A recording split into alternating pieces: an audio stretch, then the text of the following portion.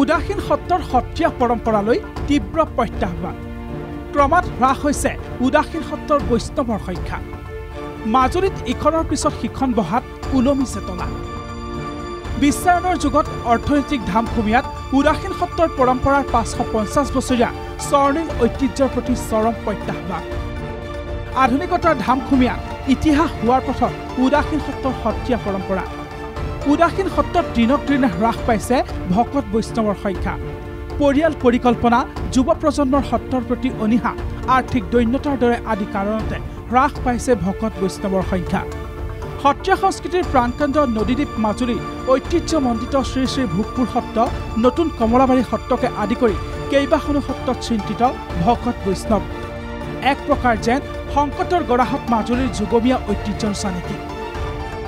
উৰেটো জীৱন দুজনা গুৰুৰ সৃষ্টিৰাজিক জগতমুখী কৰাৰ প্ৰয়াসত জীৱন উৎসৰ্গিত কৰা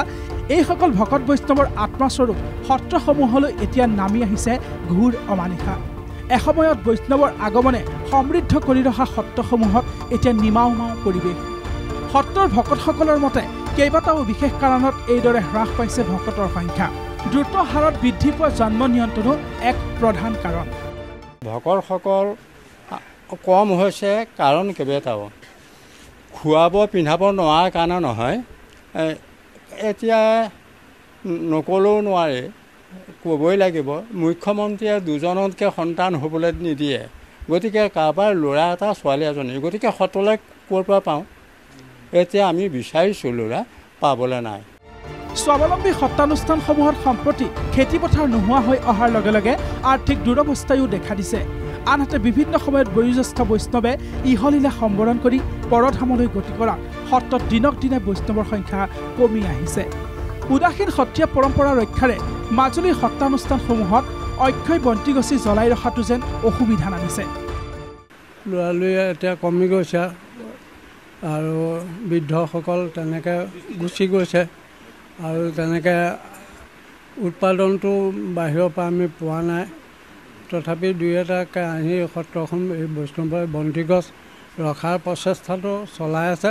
আৰু চলি থাকিব কম বেছি পৰিমাণে এইটো একেবাৰে হ্ৰাস হৈ যাব বুলি এতিয়াও নাভাবিব এই বন্তি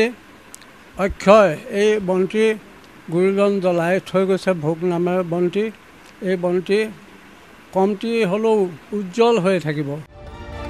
সত্ৰৰ এনে দিনত এতিয়া চিন্তিত হৈ পৰিছে সত্ৰৰ প্ৰতিজন ভকত বৈষ্ণৱ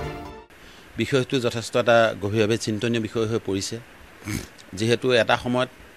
৬০-৬৫জন ভকতে এইখন সত্ৰত ৰজন জনাই আছিলে বিভিন্ন সত্ৰবিলাকো তেনেকৈ কাৰোবাৰ তাত ৬০জন কাৰোবাৰ য'ত ১০০জন তেনেদৰে ৰজন জনাই আছিলে আজি সামগ্ৰিকভাৱে প্ৰত্যেকখন সত্ৰতেই বৈষ্ণৱৰ সংখ্যা কমি আহিছে কৃষ্টি সংস্কৃতি ধৰি ৰখাটো এটা সমস্যাৰ বাবে সৃষ্টি হৈছে যথেষ্ট এটা আমাৰ বাবে এটা প্ৰাচীৰ হিচাপে থিয় দিছে এই উদাসীন সত্ৰসমূহ বৰ্তি থাকিবৰ কাৰণে জীয়াই থাকিবৰ কাৰণে আমাৰ গৃহবাসীৰ লোকসকলে যদি অকণমান চিন্তা কৰে যে নিশ্চয় আমি কম হ'লেও তাৰ মাজৰ পৰাই দুই এটি ল'ৰা সত্ৰলৈ দি যদি আমি সত্ৰসমূহ ৰক্ষা নকৰোঁ তেতিয়াহ'লে গুৰুজনাই প্ৰতিষ্ঠা কৰা এই কলা সংস্কৃতি আৰু সত্ৰসমূহ যে ৰৈ থাকিব এইটো বৰ আশা কৰিব পৰা এটা অৱস্থাত নাই আজিৰ যান্ত্ৰিকতাৰ বিশ্বায়নৰ পৃথিৱীত যেন এই পৰম্পৰা একাংশৰ বাবে হাস্যকৰ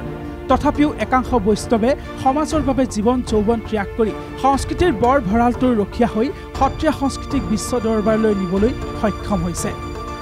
যুগে যুগে গুৰু প্ৰদত্ত সংস্কৃতি জীয়াই থাকিব কাৰণ প্ৰত্যাহ্বানকো নেওচি জীয়াই আছে সত্ৰীয়া সংস্কৃতিৰ স্বৰ্ণীল ইতিহাস প্ৰত্যাহ্বানৰ মাজতো সগৌৰৱে জিলিকি আছে উদাসীন সত্ৰৰ সত্ৰীয়া পৰম্পৰা মাজুলীৰ পৰা মিতু খাটনিয়াৰ NKTV